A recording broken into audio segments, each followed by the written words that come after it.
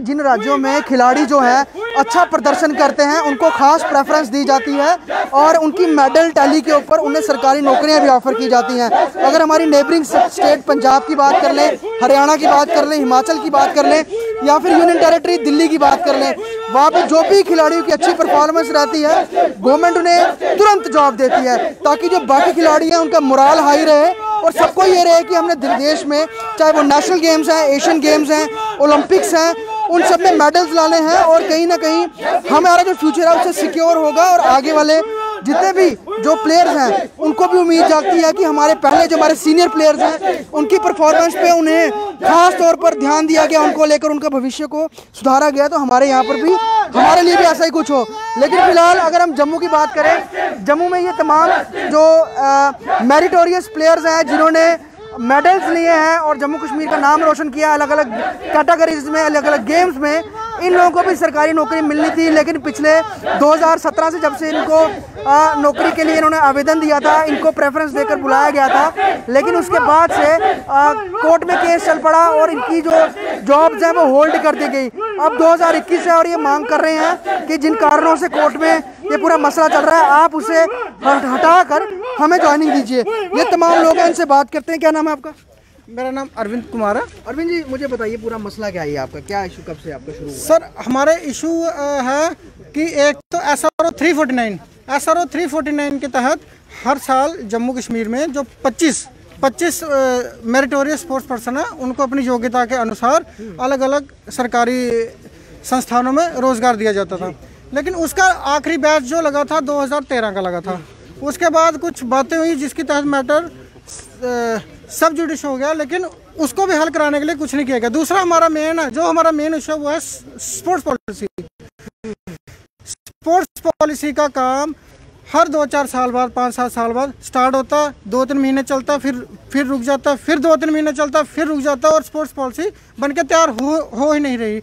बाबा साहब भीमराव अंबेडकर जी ने दुनिया का सबसे लंबा संविधान सिर्फ 2 साल और 11 महीनों में बना दिया था, लेकिन स्पोर्ट्स काउंसिल से अब तक लगभग 1 दशक से स्पोर्ट्स पॉलिसी नहीं बनाई जा रही। हम लोग यही चाहते हैं स्पोर्ट्स पॉलिसी बनाई जाए। अब हम लोगों ने पूरी उम्र खेलों में दे दी है। जम्मू कश्मीर के पास आज एशियन मेडलिस्ट हैं, नेशनल मेडलिस्ट हैं, इंटरनेशनल मेडलिस्ट हैं, लेकिन सब में कॉमनवेल्थ है ये है कि 2013 के बाद सब लोग खज्जल हो रहे हैं, किसी के पास रोज़गार ही नहीं है। अब हमने अपनी फैमिली को सपोर्ट करना, हम अपने पेरेंट्स को, अपने बच्चों को थाली में क्या डाल के देंगे? अपने सर्टिफिकेट्स डाल के देंगे, अपने मेडल डाल के देंगे कि यही हमारी कमाई है और इसके आगे कुछ भी नहीं हुआ। हमारा परिवार भी अब हमें आगे सपोर्ट ही नहीं कर रहा कि पूरी उम्र हम लोग 6, 7, 8 साल के थे जब से MS स्टेडियम आ रहे हैं यहाँ पे, और आज सच माने MS स्टेडियम का गेट एंटर करने का मन नहीं करता। क्यों? क्योंकि यहाँ आके थोड़ा मोरल डाउन हो जाता है हमारा कि हमने यहाँ पे कुछ भी नहीं बना हुआ था जब हम लोग आते थे, हमारे सामने सब कुछ बना। अच्छी बात है, सरकार इंफ्रास्ट्रक्चर बना रही है, बहुत अच्छी बात है, लेकिन हम लोग चाहते हैं जो हमारा राइट है हमें हमारा राइट दिया जाए, उससे हमें वंचित ना रखा जाए।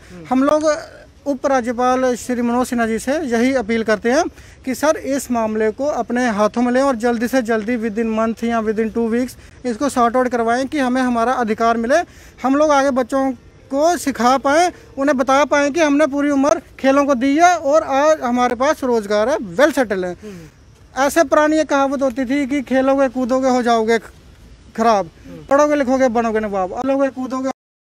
आज तो उसको ऐसे, आज मैं कह रहा हूँ वो कहावत बड़ी अच्छी है, आज तो उसको ऐसे बोलना चाहिए कि खेलोगे कूदोगे और हो जाओगे बर्बाद। कुछ महिला खिलाड़ी में आप किस गेम से मैम? सर सॉफ्टबॉल से हूँ मैं। सॉफ्टबॉल से हैं आप, तो आपका भी यही सेम इशू है हमारा भी। 2013 से हमने भी फाइल लगाई है, उसका कुछ भी नहीं हुआ है, तो हम भी गोल्ड मेडलिस्ट हैं। अभी हमारी भी एज हो रही है, अब हम अपने बच्चों को क्या खेलने भेजेंगे अगर हमारा ही फ्यूचर नहीं हुआ है कुछ भी? ये बहुत बड़ी बात है। हाँ, अगर हम अपने बच्चों को कैसे भेजेंगे कि हमारा फ्यूचर ही नहीं बना तो उनका क्या होगा गेम में फ्यूचर में? ये बात है। कुछ और आपसे बात करेंगे। क्या नाम है आपका?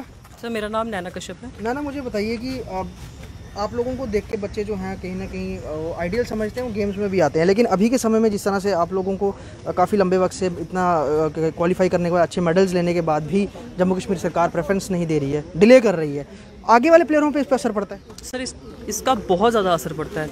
आने वाले प्लेयर्स को हम क्या ज़्यादा असर पड़ता है?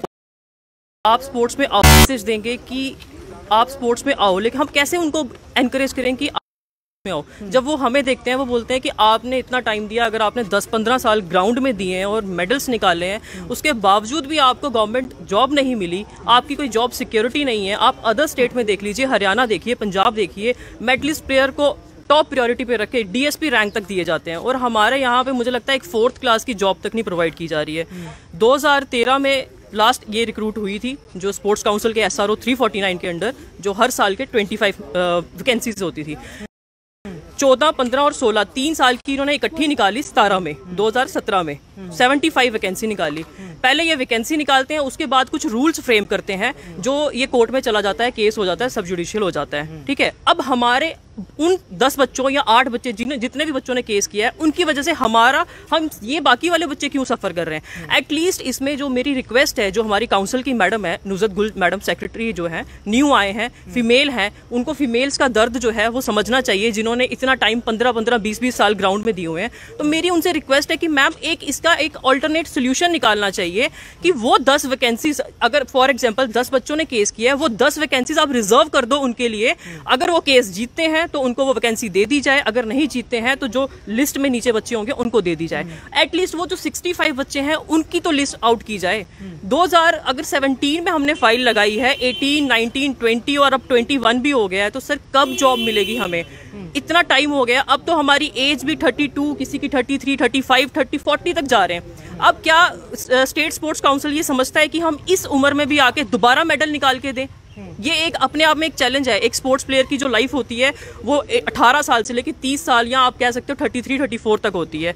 उस टाइम पीरियड में इतनी मेहनत करने के बाद अगर जितने मेडल्स बच्चों ने दिए हैं, किसी ने इंडिया खेला है, किसी ने गोल्ड निकाला है, किसी ने कंट्री रिप्रेजेंट की है, इंटरनेशनल मेडल निकाले हैं, तो ये सब करने के बाद भी अगर हमें जॉब्स नहीं मिल रही है तो मुझे लगता है कि बहुत ही ज़्यादा ज़्यादती हो रही है हमारे साथ। मेरी रिक्वेस्ट है LG मनोज सिन्हा सर, अपनी मैडम जो सेक्रेटरी हैं हमारे J&K स्टेट स्पोर्ट्स काउंसिल के, मैडम नुज़त गुल, और फारूक खान साहब जो हमारे स्पोर्ट्स के एडवाइज़र भी हैं, उनसे मेरी रिक्वेस्ट है कि सर इस मैटर पे आप थोड़ी सी अपनी ध्यान दिए, ताकि ये जो 65 एटलीस्ट 65 जो बच्चे हैं उनकी तो आप निकालें। अगर 8-10 बच्चों ने केस किया, अलग किया जाए उस मैटर को, उसको अलग कर दिया जाए, जब उनका केस सॉल्व होगा उनको जॉब दे दी जाए, लेकिन एटलीस्ट जो 65 है उनकी जॉब तो निकाली जाए। उनकी जॉब तो निकाली है। साफ तौर पे एक और जहाँ पे टोक्यो ओलंपिक के लिए खिलाड़ियों को इस साल 127 खिलाड़ी जो गए हैं भारत को रिप्रेजेंट टोक्यो में करेंगे, टोक्यो ओलंपिक्स में। वहीं जम्मू कश्मीर में तमाम जो मेरिटोरियस खिलाड़ी हैं इनको अभी तक नौकरियां जो हैं अभी तक नहीं है, इनको जॉइनिंग्स मिली हैं, और किसी कारणवश इनका जो केस अटका हुआ है और जिस कारण ये तमाम जो लोग हैं ये फंसे हुए हैं। हालांकि हर साल 25 जॉब जो हैं वो देनी होती हैं स्पोर्ट्स काउंसिल को, लेकिन वो नहीं कुछ दे रही हैं, जिस कारण ये तमाम लोग आज प्रदर्शन कर रहे हैं। और LG मनोज सिन्हा से रिक्वेस्ट करें, जिस तरह बाकी केसेस में आप तुरंत जो है वो एक्शन ले रहे हैं, तो हमारी ग्रीवांस को भी सुने और जल्द हमारे मुद्दे को जो है उस पर सोल्यूशन दिया जाए।